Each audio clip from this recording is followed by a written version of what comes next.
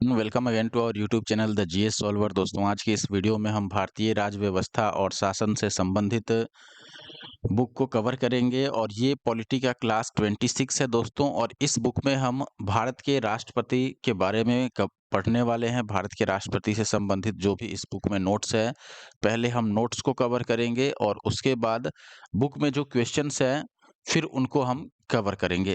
तो मैं स्टार्ट करता हूं, उससे पहले आपसे रिक्वेस्ट है कि अगर आप हमारे YouTube channel the GS solver पे नए हैं और आपने अभी तक सब्सक्राइब नहीं किया है, तो आप हमारे YouTube channel the GS solver को जरूर सब्सक्राइब कर लीजिए। ये वीडियो अगर पसंद आए तो लाइक कर दीजिए और कमेंट कर दीजिए। और प्लेलिस्ट जरूर चेक कीजिए। प्लेलिस्ट में जो भी इससे पहले के 25 वीडियोस पड़े हैं, उनको अगर आपने नहीं देखा है तो जरूर देख लीजिए। मैं अब आगे बढ़ता हूं और आपसे रिक्वेस्ट है कि शुरू से अभी तक का अगर आपने नहीं देखा है तो 25 क्लासेस जरूर आप देख लीजिए। काफ़ी इंटरेस्टिंग है और आपको काफ़ी पसंद आएगा, क्योंकि हम 2025 तक जितने भी पेपर हुए हैं स्टेट पीसीएस के और यूपीएससी प्री के, उन सभी में पूछे गए क्वेश्चन को कवर करते हैं और वो भी बहुत डिटेल से कवर करते हैं। तो चाहे आप अभी किसी स्टेट पीसीएस की तैयारी कर रहे हो, पुलिस की तैयारी कर रहे हो, इवन एसएससी और रेलवे की भी तैयारी कर रहे हो, तो आपके लिए काफ़ी फायदेमंद होने वाला है। दोस्तों, स्टार्ट करते हैं। आप देखिए, भारत के राष्ट्रपति, यहाँ पर नोट्स पहले हम कवर करेंगे। भारत का राष्ट्रपति दोस्तों देश का प्रथम नागरिक होता है। ये सबसे पहला और सबसे इम्पोर्टेंट चीज़ है जो आपको याद रखना है। भारत में जो दोस्तों राष्ट्रपति को भारत का पहला नागरिक माना गया है संविधान के अनुसार। अनुच्छेद 52 के अनुसार भारत का एक राष्ट्रपति होगा। यानी भारत का राष्ट्रपति किस अनुच्छेद के आधार पर उसको रखा जाता है यानी राष्ट्रपति बनाया जाता है, तो राष्ट्रपति रखने का प्रावधान पूरे देश में केवल एक ही राष्ट्रपति होगा और ये प्रावधान अनुच्छेद 52 के आधार पर किया गया है। फिर अनुच्छेद जो 53 है, इसमें आप देखिएगा, इसके तहत संघ की समस्त कार्यपालिका शक्ति जो होती है वो राष्ट्रपति में निहित होती है। तो अनुच्छेद 53 भी याद रखना है। इसमें संघ की पूरी कार्यपालिका शक्ति जो होती है वो राष्ट्रपति में निहित मानी जाती है। इस शक्ति का प्रयोग वह संविधान के अनुसार स्वयं या फिर अपने अधीनस्थ अधिकारियों द्वारा करेगा। यानी कि जो कार्यपालिका शक्ति राष्ट्रपति में निहित है उसका उपयोग राष्ट्रपति स्वयं कर सकते हैं या फिर उनके अधीन जितने भी अधिकारी हैं उनके द्वारा उसका उपयोग ये करा सकेंगे, यानी कि भारत के राष्ट्रपति। अब देखिए आर्टिकल 54 में क्या है।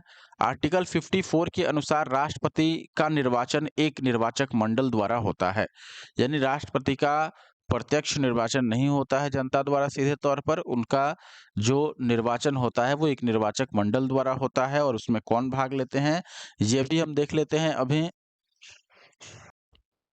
देखिए, राष्ट्रपति के निर्वाचक मंडल में संसद के दोनों सदनों यानी कि राज्यसभा और लोकसभा दोनों के निर्वाचित सदस्य और साथ ही राज्य विधानसभाओं के निर्वाचित सदस्य भी शामिल होते हैं।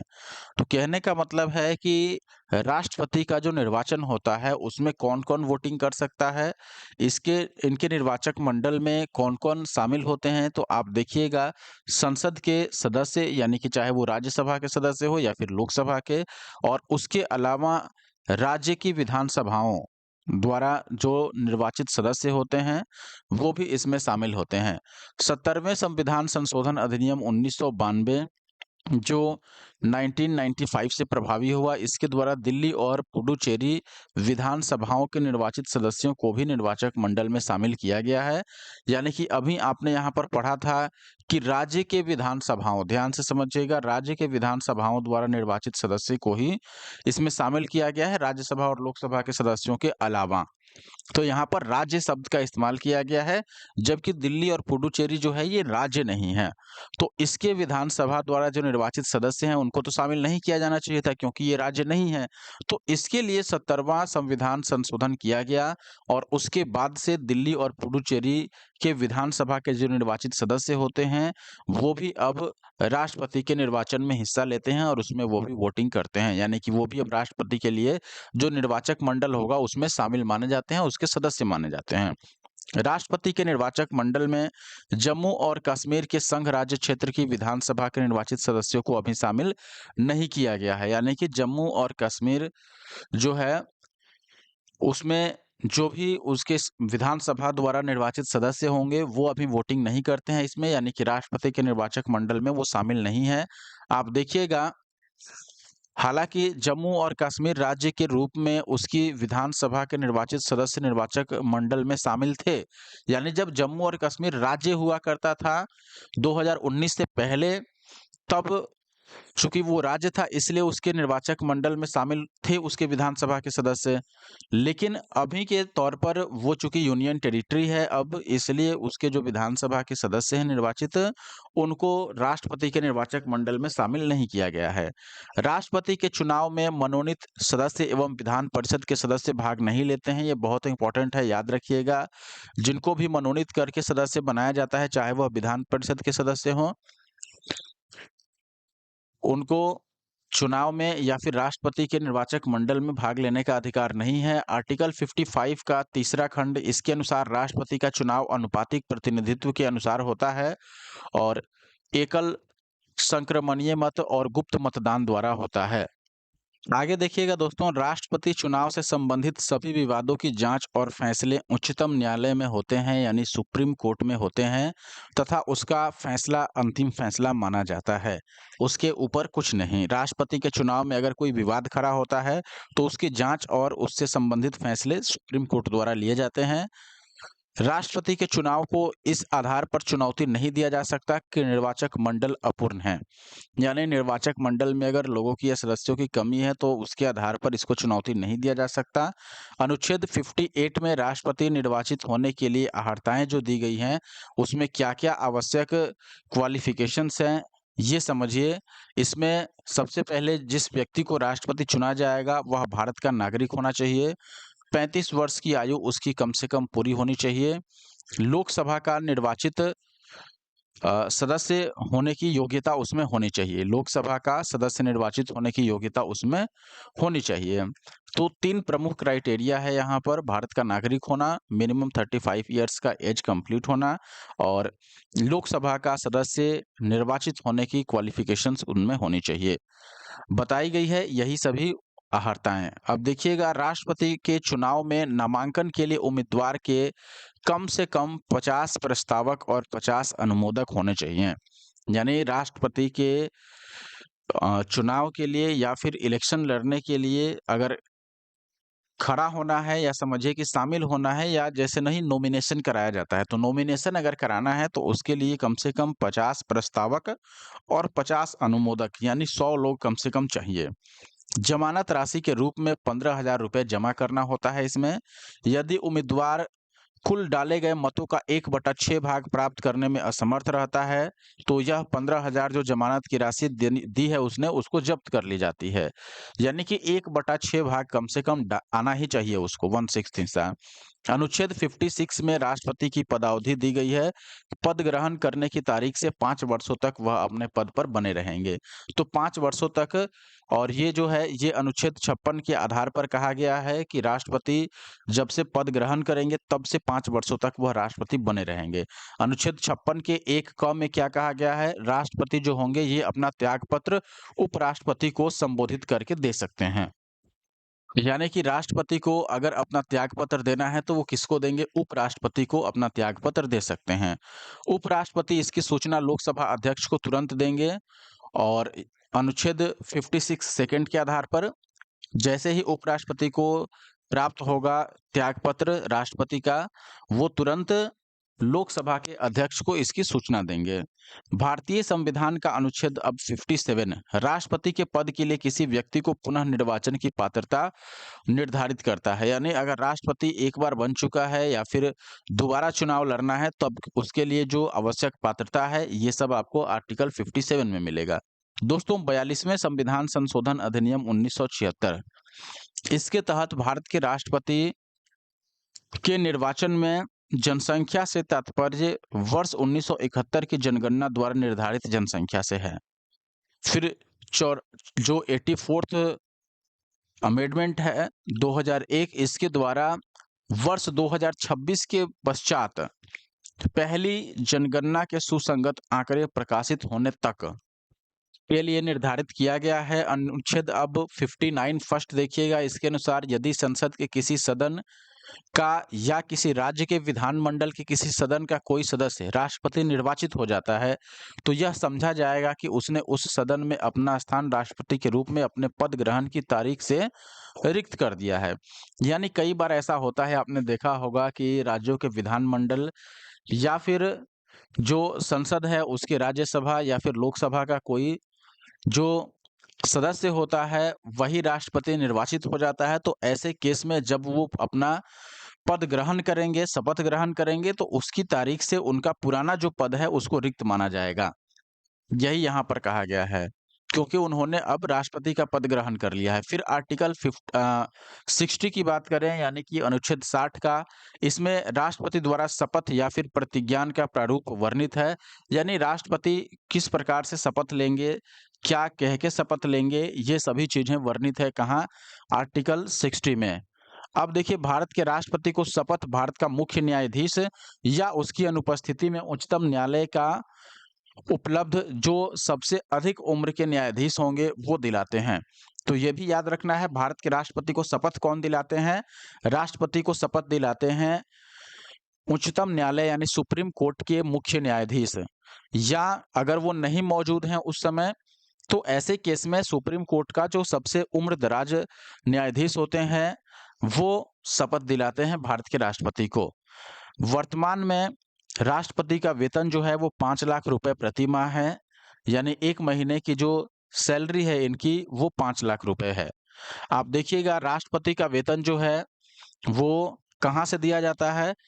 तो राष्ट्रपति का वेतन भारत की संचित निधि से दिया जाता है। ये भी इम्पोर्टेंट है, भारत की संचित निधि से राष्ट्रपति को वेतन दिया जाता है। अनुच्छेद 56 फर्स्ट ख देखिएगा, तो इसके अनुसार राष्ट्रपति पर महाभियोग संविधान के अतिक्रमण के आधार पर चलाया जा सकता है। अनुच्छेद 61 में राष्ट्रपति पर महाभियोग लगाने की प्रक्रिया का उल्लेख है, तो ये भी कई बार पूछा जाता है। अनुच्छेद 61 याद रखिएगा, राष्ट्रपति पर महाभियोग लगाने की प्रक्रिया।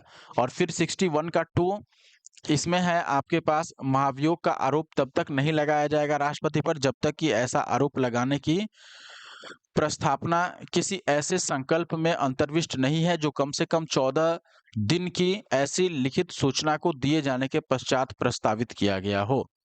इसका मतलब ये हुआ दोस्तों कि अगर राष्ट्रपति पर महाभियोग लगाना है तो कम से कम 14 दिन पहले लिखित सूचना देनी होगी।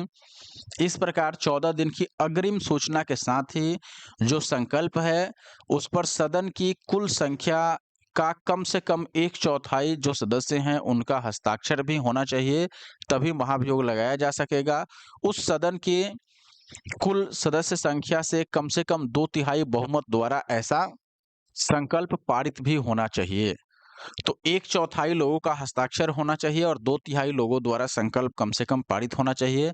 अब अनुच्छेद 62 का सेकंड देखिए, इसके अनुसार यदि राष्ट्रपति पद की रिक्ति राष्ट्रपति की मृत्यु, पद त्याग या पद से हटाए जाने के कारण हुई है, यानी इन तीनों में से किसी भी कारण से राष्ट्रपति का पद अगर रिक्त हो गया है, तो पद रिक्ति को भरने के लिए निर्वाचन रिक्ति होने की तारीख के पश्चात यथाशीघ्र और प्रत्येक दशा में 6 माह बीतने से पहले करा लेना चाहिए। कहने का मतलब यह है कि मान लो 5 सालों तक राष्ट्रपति को रहना है, लेकिन ऐसा हो जाए कि 1 साल बाद ही, 2 साल बाद ही या 3 साल बाद ही राष्ट्रपति का पद इन सभी किसी कारण से, या तो पद त्याग से, मृत्यु होने से, या उस पर महाभियोग चलने के कारण किसी कारण से राष्ट्रपति का पद रिक्त हो गया, तो ऐसे में जल्दी से जल्दी रिक्त होने की तारीख से अगले 6 माह खत्म होने से पहले ही निश्चित तौर पर इस रिक्ति को भरना होगा, यानी कि निर्वाचन खत्म करा के किसी व्यक्ति को राष्ट्रपति चुनना होगा। यदि मृत्यु, त्यागपत्र अथवा हटाए जाने की स्थिति में राष्ट्रपति का पद रिक्त हो तो पद का कार्यभार तत्काल उपराष्ट्रपति संभालते हैं जब तक कि चुनाव नहीं हो जाए, लेकिन इसके लिए भी अधिकतम 6 माह ही दिए गए हैं। यदि किन्हीं कारणों से उपराष्ट्रपति भी उपलब्ध नहीं है, उनकी भी मृत्यु हो गई है या उनका भी पोस्ट खाली है, तो ऐसे कंडीशन में उच्चतम न्यायालय का मुख्य न्यायाधीश यानी सुप्रीम कोर्ट का जो चीफ जस्टिस होता है उनको दिया जाएगा ये कार्यभार। या वो भी अगर नहीं हैं, वो भी राष्ट्रपति के पद पर नहीं आ सकते हैं या वो भी तत्काल मौजूद नहीं है, तो ऐसे कंडीशन में जो वरिष्ठतम न्यायाधीश होंगे सुप्रीम कोर्ट के, यानी कि सबसे अधिक वरिष्ठ यानी कि अनुभवी, उनको राष्ट्रपति के कार्यों का संपादन करने के लिए लाया जाएगा। अनुच्छेद अब 77 के आधार पर देखिए, इसके आधार पर भारत का समस्त कार्यपालिका तृतीय राष्ट्रपति के नाम से किए जाते हैं, यानी जो राष्ट्रपति होता है उनके नाम से ही सभी कार्यपालिका को चलाया जाता है। फिर आर्टिकल 78 में राष्ट्रपति को जानकारी देने आदि के संबंध में प्रधानमंत्री के कर्तव्य वर्णित हैं कि कौन-कौन से ऐसे काम हैं जिनमें प्रधानमंत्री को राष्ट्रपति को निश्चित तौर पर पहले जानकारी देना होगा। फिर आर्टिकल 86 देखिए, इसमें संसद के सदनों में अभिभाषण का और उनको संदेश भेजने का राष्ट्रपति का अधिकार वर्णित है कि राष्ट्रपति स्वयं संसद में अभिभाषण कर सकते हैं, उनको संदेश भेज सकते हैं। ये सभी आर्टिकल 86 में बोला गया है। अब आर्टिकल 87 फर्स्ट, इसके अनुसार राष्ट्रपति लोकसभा के लिए प्रत्येक आम चुनाव के बाद प्रथम सत्र के आरंभ में तथा प्रत्येक वर्ष के प्रथम सत्र के आरंभ में एक साथ समवेत संसद के दोनों सदनों में अभिभाषण करता है। इसका मतलब यही हुआ दोस्तों कि लोकसभा के लिए प्रत्येक आम चुनाव के बाद राष्ट्रपति पहले सत्र में, जो भी पहला सत्र होगा उसके आरंभ में स्वयं अभिभाषण करेंगे और ऐसे ही हर एक वर्ष का जो पहला सत्र प्रारंभ होगा उसमें भी ये अभिभाषण करेंगे। अनुच्छेद 108 के तहत राष्ट्रपति कुछ दशाओं में संसद के दोनों सदनों का संयुक्त अधिवेशन भी बुला सकता है। जब भी इनको आवश्यकता लगे तो कुछ ऐसे स्पेशल कंडीशंस हैं जब राष्ट्रपति संसद के दोनों सदनों यानी राज्यसभा और लोकसभा दोनों का संयुक्त अधिवेशन बुलाता है। ये आर्टिकल 108 के आधार पर ये शक्ति राष्ट्रपति को दी गई है संयुक्त अधिवेशन बुलाने की। अनुच्छेद 111 के अंतर्गत प्रावधान है कि राष्ट्रपति संसद के दोनों सदनों द्वारा पारित विधेयक पर स्वीकृति प्रदान करेगा या अपनी स्वीकृति रोक लेगा, यानी प्रदान करेगा स्वीकृति या रोक लेगा, अब ये उसके पास फैसला होगा। अथवा धन विधेयक धन विधेयक के अलावा धन विधेयक को छोड़कर जो विधेयक हो उसको पुनर्विचार के लिए सदन में लौटा सकता है। यानी कि मान लो सदन ने कोई विधेयक पारित करके और राष्ट्रपति को स्वीकृति के लिए दिया, तो स्वीकृति के लिए अब राष्ट्रपति के पास क्या अधिकार है? राष्ट्रपति उस पर स्वीकृति दे सकते हैं, नहीं भी दे सकते हैं, उसको वापस भी कर सकते हैं। धन विधेयक को छोड़कर धन विधेयक में ऐसा सिस्टम नहीं है। देखिए, यदि विधेयक सदनों द्वारा संशोधन सहित या उसके बिना फिर से पारित कर दिया जाता है तो राष्ट्रपति के समक्ष पुनः प्रस्तुत किया जाता है तो राष्ट्रपति उस पर स्वीकृति नहीं रोकेगा। यानी कि मान लीजिए कि लौटाने के बाद जो विधेयक है वो सदनों द्वारा संशोधित कर दिया गया या बिना संशोधन के ही फिर से पारित कर दिया गया और राष्ट्रपति को पुनः दिया गया उस पर स्वीकृति के लिए, तो राष्ट्रपति उस पर स्वीकृति नहीं रोक सकता है, राष्ट्रपति को स्वीकृति देनी होगी। फिर देखिए, राष्ट्रपति धन विधेयक को पुनर्विचार के लिए नहीं लौटा सकता, ऐसा नियम नहीं है, धन विधेयक को स्वीकृति देना पड़ता है। और वस्तुतः धन विधेयक सदन में राष्ट्रपति की पूर्व अनुमति से ही प्रस्तुत किया जाता है, यानी इसमें पहले से अनुमति राष्ट्रपति की रहती है तभी सदन में उसको प्रस्तुत किया जाता है। इसीलिए राष्ट्रपति उसको नहीं रोक सकता, क्योंकि जब पहले से ही उस पर सहमति है राष्ट्रपति की और सहमति के बाद ही उसको सदन में पेश किया गया है, प्रस्तुत किया गया है, तो निश्चित रूप से धन विधेयक को राष्ट्रपति द्वारा रोकने का कोई औचित्य नहीं बनता है। राष्ट्रपति की स्वीकृति के बाद ही कोई विधेयक कानून बनता है, ये याद रखिएगा। अनुच्छेद 123 के तहत राष्ट्रपति को अध्यादेश जारी करने की शक्ति प्रदान की गई है और ये सवाल कई बार पूछा गया है अलग-अलग परीक्षाओं में कि राष्ट्रपति अध्यादेश किस अनुच्छेद के आधार पर जारी करता है, तो यह अनुच्छेद 123 है। फिर अनुच्छेद 72 है दोस्तों, जिसके तहत भारत के राष्ट्रपति को क्षमा दान करने की शक्ति दी गई है। यदि किसी व्यक्ति को किसी भी प्रकार का कानूनी कार्रवाई उस पर अगर चलाई जा रही है तो वह उसको क्षमा कर सकता है राष्ट्रपति। अनुच्छेद 143 के तहत राष्ट्रपति को उच्चतम न्यायालय से परामर्श करने का अधिकार दिया गया है, यानी कि कोई ऐसा विषय हो जिस पर राष्ट्रपति चाहते हैं कि नहीं, मुझे न्यायालय से यानी कोर्ट से, सुप्रीम कोर्ट से विचार विमर्श लेना चाहिए, तो आर्टिकल 143 के आधार पर वो कोर्ट से विचार विमर्श ले सकते हैं, सुप्रीम कोर्ट से। अनुच्छेद 53 का सेकंड क्या कहता है? भारत का राष्ट्रपति तीनों सेनाओं यानी थल सेना, आर्मी, वायुसेना यानी एयरफोर्स और नौसेना यानी नेवी, तीनों का ही प्रधान सेनापति कौन होता है? भारत का राष्ट्रपति होता है। यानी किसी भी सेना में भारत के राष्ट्रपति से ऊपर कोई पोस्ट नहीं है, राष्ट्रपति ही उसके सेनापति होते हैं, यानी सेना के प्रमुख। राष्ट्रपति राष्ट्र का प्रतिनिधित्व करता है, परंतु राष्ट्र का नेतृत्व नहीं करता है, यानी प्रतिनिधि के रूप में जाने जाएंगे, नेता के रूप में नहीं। किसी भौगोलिक क्षेत्र को अनुसूचित क्षेत्र घोषित करने का संवैधानिक अधिकार भी राष्ट्रपति के पास होता है। इसके बाद दोस्तों अब क्वेश्चन स्टार्ट हो रहा है, तो हम क्वेश्चन करेंगे इसके बाद। यहीं पर हमारा नोट्स खत्म होता है, लेकिन इसमें एक और चीज़ है, वहाँ आने से पहले मैं आपसे एक चीज़ और कहना चाहूँगा कि अगर आप हमारे YouTube channel the GS solver पे नए हैं और आपने अभी तक सब्सक्राइब नहीं किया है, तो प्लीज़ हमारे YouTube channel the GS solver को सब्सक्राइब कर लीजिए।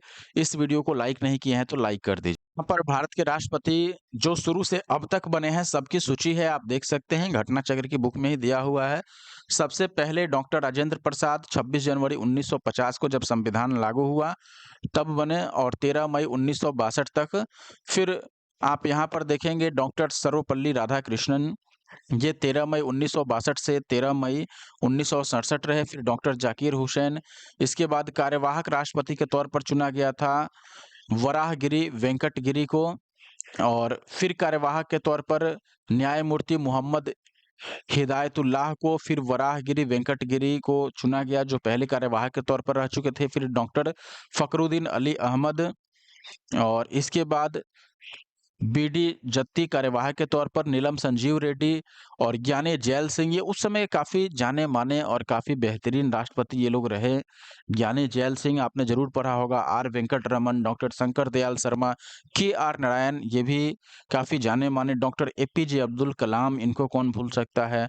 और पहली महिला राष्ट्रपति यहाँ प्रतिभा देवी सिंह पाटिल, ये पहली महिला राष्ट्रपति बनी थी भारत की।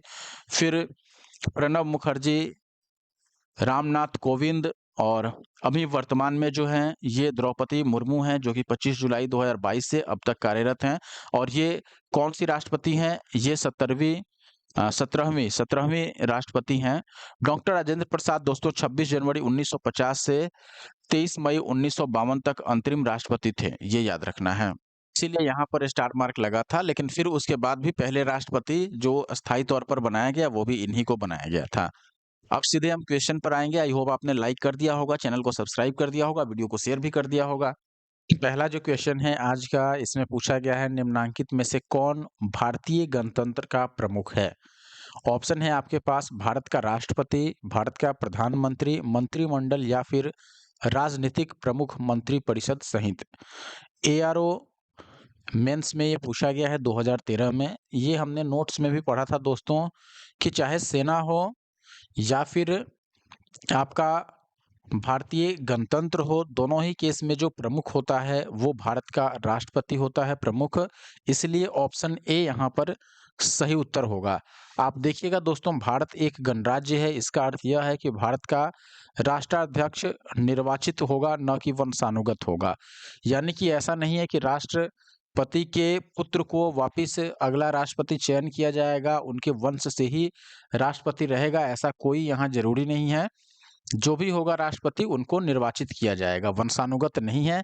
इसलिए भारत एक गणराज्य है और भारतीय गणतंत्र का प्रमुख या फिर राष्ट्राध्यक्ष राष्ट्रपति होता है, जिसका चुनाव अप्रत्यक्ष निर्वाचन प्रणाली द्वारा किया जाता है। अप्रत्यक्ष का मतलब जनता यहाँ खुद उसमें इलेक्शन में हिस्सा नहीं लेती है, निर्वाचक मंडल में जनता खुद शामिल नहीं होती है। अगला सवाल आप देखिए, लेटेस्ट क्वेश्चन है, उत्तराखंड पीसीएस का क्वेश्चन है प्री का।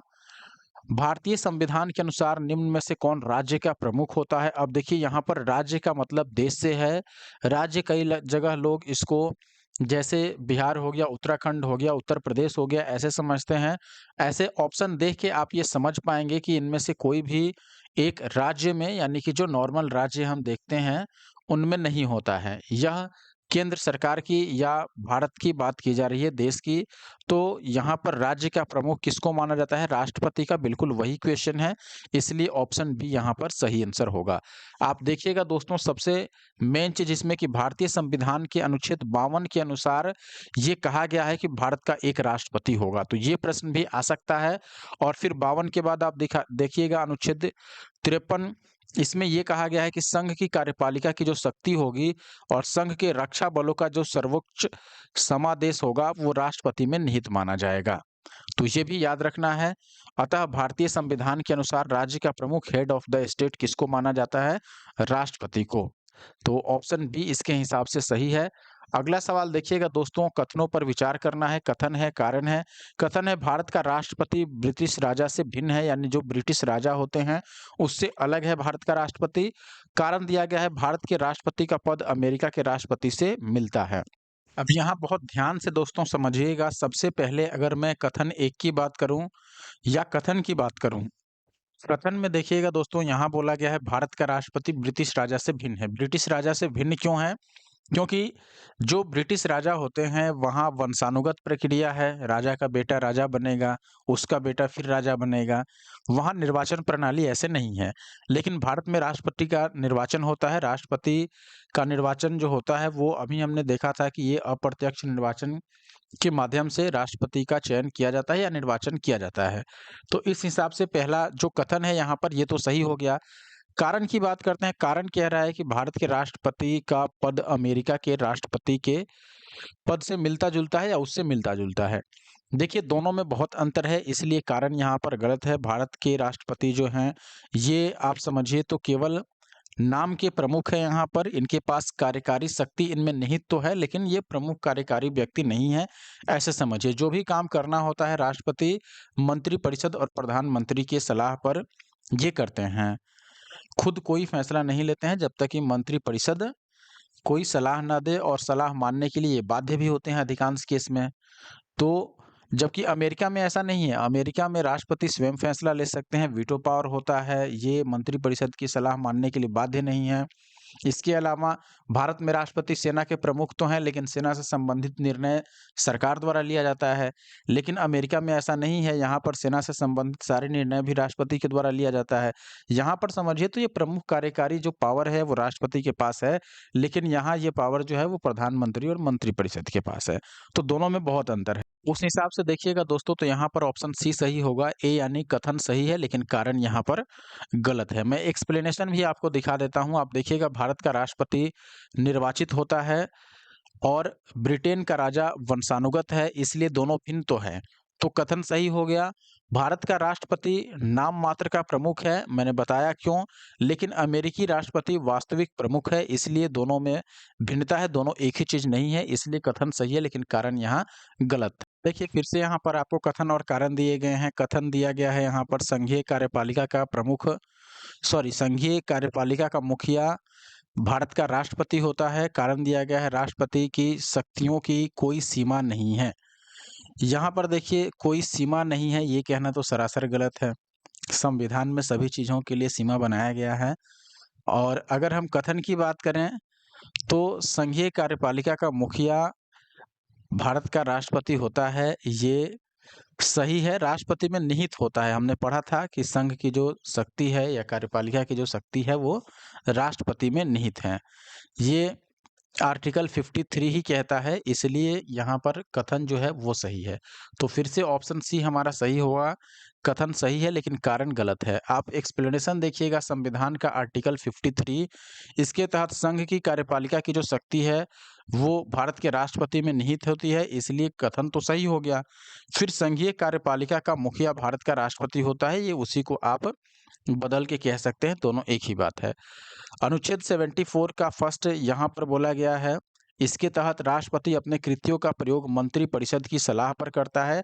इस प्रकार कारण गलत हो गया, क्योंकि राष्ट्रपति की शक्तियों पर संविधान के अंतर्गत सीमाएं लगाई गई हैं। ऐसा नहीं है कि राष्ट्रपति अपने मन से कोई भी कार्य करेगा, मंत्रिपरिषद की सलाह पर राष्ट्रपति के द्वारा कार्य किया जाता है, इसलिए कारण गलत है। अब अगला देखिएगा, भारत के राष्ट्रपति अपनी शक्तियों का प्रयोग करते हैं कैसे? सीधे अथवा अधीनस्थ अधिकारियों द्वारा, मंत्रियों द्वारा, प्रधानमंत्री के द्वारा, मंत्रिमंडल के द्वारा। देखिए प्रधानमंत्री, मंत्रिमंडल या फिर किसी और मंत्री के द्वारा नहीं किया जाता है, ये अधिकारियों के द्वारा ही प्रयोग किया जाता है। इनके आदेश से अधिकारी कार्य करते हैं, इसलिए ये सीधे प्रयोग करते हैं या अधीनस्थ जो अधिकारी होते हैं उनके द्वारा इस्तेमाल किया जाता है। बीपीएससी का ही सवाल है, 2016 में पूछा गया है। देखिए भारतीय संविधान के अनुसार भारत का एक राष्ट्रपति होगा, ये तो अनुच्छेद 52 कहता है, जिसमें संघ की कार्यपालिका निहित होगी और वह इसका प्रयोग संविधान के अनुसार स्वयं करेंगे या फिर अपने अधीनस्थ अधिकारियों के द्वारा किया जाएगा। तो ये आर्टिकल 53 में बोला गया है। अगला सवाल देखिए दोस्तों, भारत का कार्यपालिका अध्यक्ष यानी एग्जीक्यूटिव हेड कौन होता है? राष्ट्रपति होता है। ये तो हमने कई बार देख लिया। 53 में ही बोला गया है। आर्टिकल 53 का फर्स्ट इसमें बोला गया है, संघ की कार्यपालिका की शक्ति राष्ट्रपति में निहित होगी, जिसका प्रयोग वह संविधान के अनुसार स्वयं करेंगे या फिर अपने अधीनस्थ अधिकारियों के द्वारा करा सकेंगे। इस प्रकार भारतीय संघ का कार्यपालिका अध्यक्ष एग्जीक्यूटिव हेड राष्ट्रपति को माना जाएगा। अगला सवाल क्वेश्चन नंबर 7, भारत के संविधान के अनुसार केंद्र की कार्यपालिका की शक्ति किसमें निहित होती है? अभी हमने देखा राष्ट्रपति में, तो केवल पहला ही सही माना जाएगा, इसमें कोई डाउट नहीं है। नेक्स्ट क्वेश्चन मिलता जुलता है, संविधान के निम्नलिखित अनुच्छेदों में से किस एक के अंतर्गत संघ की कार्यपालिका की शक्तियां राष्ट्रपति में निहित होती हैं? अनुच्छेद जो 53 है इसका पहला खंड, तो इसलिए ये 53 में आएगा। ऑप्शन सी जो है वो सही उत्तर है। फिर से सेम क्वेश्चन है, देखिए कई बार ये रिपीट हुए हैं। यहाँ पर यूपी पीसीएस मेंस था, यहाँ यूपी पीसीएस मेंस फिर से है और यहाँ प्री है उसका। भारतीय संविधान में समस्त कार्यपालिका शक्तियां किसमें निहित होती हैं? राष्ट्रपति में निहित होती हैं। नेक्स्ट क्वेश्चन भी वही है, बीपीएससी में पूछा गया है, केंद्रीय सरकार की अधिशासी शक्तियों में को किसमें निहित माना गया है? तो यह भारत के राष्ट्रपति में निहित होता है। अगला सवाल देखिए, यहाँ पर भी कथन दिया गया है और कारण दिया गया है। कथन में क्या बोला गया है? संविधान संघ की कार्यपालिका शक्ति भारत के राष्ट्रपति में निहित करता है। ये तो सही है, हमने अभी देखा आर्टिकल 53 का फर्स्ट, इसमें यही बोला गया है कि भारत में संघ की जो कार्यपालिका है उसकी शक्ति भारत के राष्ट्रपति में निहित होती है। फिर कारण में बोला गया है दोस्तों, भारत का राष्ट्रपति राज्य का संवैधानिक प्रमुख होता है। तो देखिए राज्य का संवैधानिक प्रमुख भी हमने स्टार्टिंग में ही 1-2 क्वेश्चन पढ़े थे जिसमें पूछा गया था कि भारत में संवैधानिक प्रमुख किसको बोला गया है? तो ये बोला जाता है दोस्तों राष्ट्रपति को। तो निश्चित तौर पर ये भी सही है यहाँ पर। तो अब देखिए यहाँ पर हम देख लेते हैं, दोनों जहाँ भी सही दिया गया हो और व्याख्या भी सही है तो ऑप्शन सी इसके हिसाब से सही माना जाएगा। अब आप एक्सप्लेनेशन देख सकते हैं, भारतीय संविधान के अनुच्छेद 53 के तहत संघ की कार्यपालिका शक्ति राष्ट्रपति में निहित होती है, इसलिए कथन तो सही है। फिर देखिएगा, भारत का राष्ट्रपति राज्य का संवैधानिक प्रमुख होता है, क्योंकि भारतीय संविधान के अनुच्छेद 74 फर्स्ट के तहत राष्ट्रपति अपने कृत्यों का प्रयोग मंत्रिपरिषद की सलाह पर करता है। ये भी हमने पढ़ा था कि मंत्रिपरिषद की सलाह पर राष्ट्रपति कार्य करते हैं। तो निश्चित तौर पर यहाँ पर कथन कारण दोनों सही माना जाएगा। फिर से कथन और कारण वाले सवाल हैं। तो देखिए कथन क्या है, संघ की कार्यपालिका शक्तियां भारत के राष्ट्रपति में निहित है, बिल्कुल सही है, आर्टिकल 53 का फर्स्ट। और यहाँ पर कारण देखिए, कार्यपालिका शक्तियां सरकार के व्यवसाय चलाने से संबंधित हैं। तो निश्चित तौर पर ये भी सही माना जाएगा, क्योंकि कार्यपालिका की जो शक्ति है वो सरकार को चलाने के लिए ही बनाई गई है। तो यहाँ पर दोनों सही तो है, लेकिन देखिए अब संघ की कार्यपालिका की शक्तियां जो हैं वो भारत के राष्ट्रपति में निहित हैं, इसके लिए ये जो कारण है ये उचित नहीं है। ये तो आर्टिकल 53 फर्स्ट के आधार पर दिया गया है। कार्यपालिका की शक्ति निश्चित तौर पर सरकार को चलाने के लिए दिया गया है, तो हम बी को सही मानते हैं। दोनों सही है, लेकिन स्पष्टीकरण यहाँ पर एक्यूरेट बिल्कुल भी नहीं है।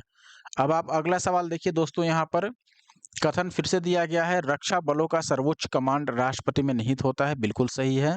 हमने देखा था दोस्तों, चाहे एयरफोर्स हो, नेवी हो या फिर आर्मी हो, तीनों ही कंडीशन में सेना प्रमुख यानी सेनापति जो हैं, प्रधान सेनापति, वो राष्ट्रपति को माना गया है। कारण है, प्रधान सेनापति की हैसियत से राष्ट्रपति की शक्तियां विधायी नियंत्रण से स्वतंत्र हैं। यहाँ कारण जो दिया गया है दोस्तों ये बिल्कुल भी सही नहीं है, क्योंकि यहाँ बोला जा रहा है प्रधान सेनापति की हैसियत से राष्ट्रपति की शक्तियां विधायी नियंत्रण से स्वतंत्र हैं, जो कि गलत है। हिसाब से दोस्तों केवल ए को सही माना जाएगा, लेकिन आर जो है वो गलत है। आप एक्सप्लेनेशन भी देख सकते हैं दोस्तों, आर्टिकल 53 सेकंड के अधीन संघ के रक्षा बलों का जो सर्वोच्च समादेश है यानी सुप्रीम कमांड है वो राष्ट्रपति में निहित होता है, इसलिए कथन तो सही है। अब कारण में क्या दिया गया है? कारण में दिया गया था कि राष्ट्रपति की जो शक्तियां हैं सेना के तौर पर वो विधायी शक्तियों से अलग हैं, नियंत्रण से स्वतंत्र हैं, जो कि गलत है। यहाँ पर देखिएगा उसका प्रयोग जो है वो विधि द्वारा विनियमित होने की बात कही गई है। विधि द्वारा वो विनियमित नहीं होता है। जो सेना से संबंधित निर्णय है वो भी मंत्रिपरिषद और प्रधानमंत्री की सलाह पर राष्ट्रपति द्वारा लिया जाता है। अब अगला सवाल देखिए यहाँ पर, वह राष्ट्र का प्रतिनिधित्व करता है परंतु राष्ट्र का नेतृत्व नहीं करता। यह उक्ति निम्न में से किस पर लागू होता है? निश्चित तौर पर यह राष्ट्रपति पर लागू होगा, क्योंकि ये राष्ट्र का प्रतिनिधित्व करते हैं, राष्ट्राध्यक्ष हैं, लेकिन नेतृत्व नहीं करते, क्योंकि सारी शक्तियाँ इनमें निहित तो हैं लेकिन डायरेक्ट ये इस्तेमाल नहीं करते। डायरेक्ट इस्तेमाल देखिए, जैसे डायरेक्ट इस्तेमाल करने का मतलब है कि कोई अध्यादेश जारी करना हो या कोई नया कानून बनाना हो, तो ये डायरेक्ट नहीं बना सकते। मंत्रिपरिषद की सलाह पर ही राष्ट्रपति काम करते हैं। तो यहाँ पर वही बोला गया है दोस्तों, भारत के राष्ट्रपति में यद्यपि समस्त कार्यपालिका शक्ति निहित तो है, लेकिन वह शासन का मात्र औपचारिक प्रमुख है, यानी नाम मात्र के प्रमुख हैं, और वास्तविक रूप से शासन संचालन प्रधानमंत्री और मंत्रिपरिषद द्वारा किया जाता है, जो कि लोकसभा के प्रति उत्तरदायी होते हैं। इस प्रकार प्रश्नगत उक्ति राष्ट्रपति पर लागू होती है।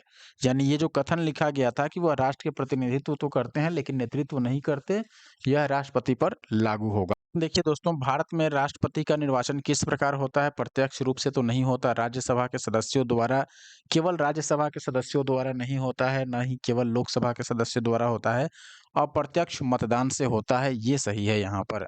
आप देखिएगा दोस्तों, संविधान का आर्टिकल 55 का 3, इसमें भारत के राष्ट्रपति का निर्वाचन अनुपातिक प्रतिनिधित्व पद्धति के अनुसार किया जाएगा। ये बोला गया है एकल संक्रमणीय मत प्रणाली के द्वारा होगा, और ऐसे निर्वाचन में मतदान गुप्त होगा, यानी प्रत्यक्ष तौर पर नहीं होगा। अनुच्छेद 54 के अनुसार भारत के राष्ट्रपति के चुनाव के निर्वाचक मंडल, यानी चुनाव में कौन-कौन भाग लेगा, कौन-कौन वोटिंग करेगा, इस निर्वाचक मंडल में कौन-कौन शामिल होते हैं। देखिए, संसद के दोनों सदनों के निर्वाचित सदस्य, यानी राज्यसभा के भी सदस्य शामिल होते हैं और लोकसभा के भी सदस्य।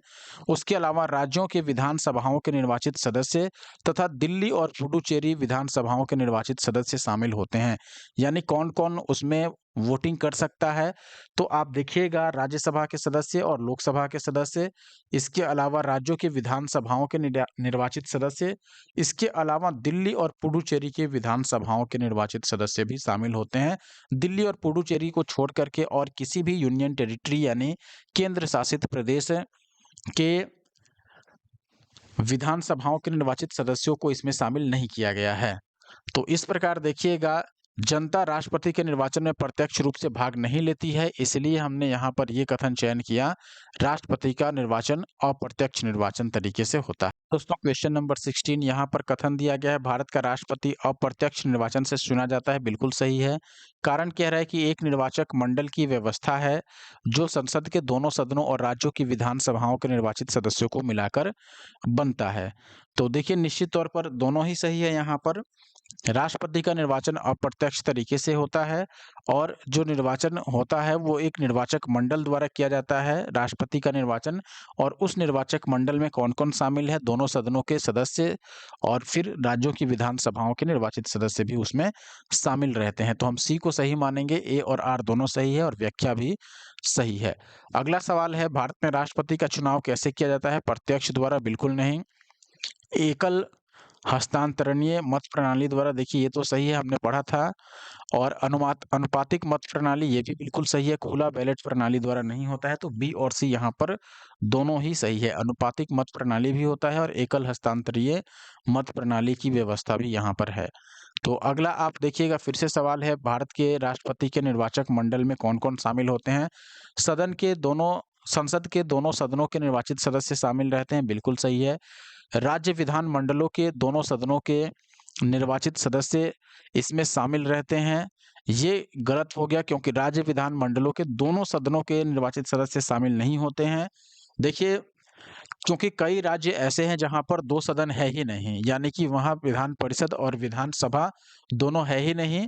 सभी राज्यों में लेकिन विधानसभा की व्यवस्था है, इसीलिए सभी राज्यों के केवल विधानसभाओं के निर्वाचित सदस्यों को ही इसमें शामिल किया गया है। इसके अलावा यूनियन टेरिटरीज़ में अगर देखिएगा, संघ शासित प्रदेशों में, तो दिल्ली और पुडुचेरी 2 संघ शासित प्रदेश ऐसे हैं, जिनके विधानसभाओं के निर्वाचित सदस्यों को इसमें शामिल किया गया है।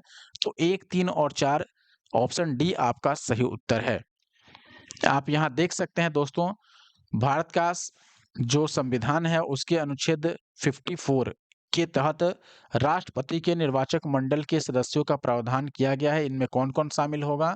संसद के दोनों सदनों के निर्वाचित सदस्य यानी राज्यसभा और लोकसभा के सदस्य, फिर राज्यों की विधानसभाओं के निर्वाचित सदस्य, न कि विधान परिषद के। जैसे संसद में यानी कि केंद्रीय स्तर पर आप देखिएगा संसद में 2 सदन होता है दोस्तों। एक तो राज्यसभा जिसको उच्च सदन बोलते हैं और एक आपका है लोकसभा जिसको हम निम्न सदन बोलते हैं। ऐसे ही राज्य में भी अगर आप देखिएगा तो यहाँ पर राज्य के विधानमंडल में भी विधानसभा और विधान परिषद की व्यवस्था होती है, लेकिन सभी राज्यों में ये नहीं है। कई राज्यों में ही कुछ ही राज्यों में ऐसी व्यवस्था है जहाँ दोनों ही सदन मौजूद हैं। तो ज़्यादातर जगहों पर आप देखिएगा तो वहाँ विधान परिषद की व्यवस्था नहीं है, केवल विधानसभा है। इसीलिए विधानसभा के निर्वाचित सदस्यों को शामिल किया जाता है ताकि सभी राज्य के सदस्य इसमें शामिल हो सकें। और इसके अलावा दिल्ली और पुडुचेरी विधानसभाओं के निर्वाचित सदस्य भी इसमें शामिल होते हैं। ये 17वें संविधान संशोधन अधिनियम 1992 द्वारा इनको शामिल किया गया। राज्यों की विधान परिषदों के सदस्य इस निर्वाचक मंडल में शामिल नहीं होते हैं। ध्यान दीजिएगा राष्ट्रपति के निर्वाचक मंडल में जम्मू और कश्मीर संघ राज्य क्षेत्र की विधानसभा के निर्वाचित सदस्यों को अभी भी शामिल नहीं किया गया है। इससे पहले दोस्तों अगर आप भी हमारे YouTube channel the GS solver पे नए हैं, अभी तक आपने सब्सक्राइब नहीं किया है, तो प्लीज़ सब्सक्राइब कर दें और वीडियो को अगर आपने लाइक नहीं किया है तो लाइक भी कर दें। कमेंट ज़रूर कीजिएगा। अगला सवाल है राष्ट्रपति के चुनाव के लिए निर्वाचक मंडल में कौन से सदस्य शामिल होते हैं? देखिए संसद के दोनों सदनों के सदस्य शामिल होते हैं और फिर है संसद के दोनों सदनों और राज्य विधानसभाओं अच्छा ओवरऑल पूछ रहा है फिर तो केवल दोनों सदनों के सदस्य को हम सही नहीं मानेंगे। इसके अलावा राज्य विधानसभाओं के सदस्य भी शामिल होते हैं और लेकिन यहाँ पर देखिए संसद के दोनों सदनों और राज्य विधानसभाओं के सदस्य तो यहाँ पर केवल सदस्य बोला गया है और ऑप्शन सी में देखिएगा तो संसद के दोनों सदनों के निर्वाचित सदस्य और राज्य विधानसभाओं के निर्वाचित सदस्य। हालांकि जो निर्वाचित होते हैं उन्हीं को सदस्य माना जाता है, तो उचित होगा कि हम सी को चयन करें, फिर बी को भी छोड़ दें। तो ऑप्शन सी यहाँ पर उपयुक्त आंसर होगा। आप अगला सवाल देखिए, यहाँ पर पूछा गया है भारतीय संविधान के 70वें संविधान संशोधन के द्वारा भारत के राष्ट्रपति के चुनाव में जिन 2 केंद्र शासित प्रदेशों को भाग लेने का अधिकार दिया गया है वे कौन है? हम बार-बार पढ़ रहे हैं, ये है दिल्ली और पुडुचेरी, तो निश्चित तौर पर ऑप्शन बी जो है वो सही आंसर है। अगला सवाल निम्नलिखित में से कौन भारत के राष्ट्रपति के निर्वाचन हेतु निर्वाचक गण में सम्मिलित नहीं है? लोकसभा के निर्वाचित सदस्य तो शामिल होते ही हैं, राज्यसभा के भी सदस्य रहते हैं, राज्यों की विधानसभाओं के भी सदस्य रहते हैं, राज्यों के विधान परिषद के सदस्य उसमें शामिल नहीं रहते हैं, इसलिए यहाँ पर ऑप्शन डी जो है वो सही उत्तर है दोस्तों। अगला सवाल यहाँ पर देखिए, यहाँ फिर से निर्वाचक गण के बारे में पूछा गया है। संसद के दोनों सदनों के सभी सदस्य शामिल होते हैं, बिल्कुल शामिल होते हैं। राज्य विधानसभाओं के सभी निर्वाचित सदस्य शामिल होते हैं, बिल्कुल।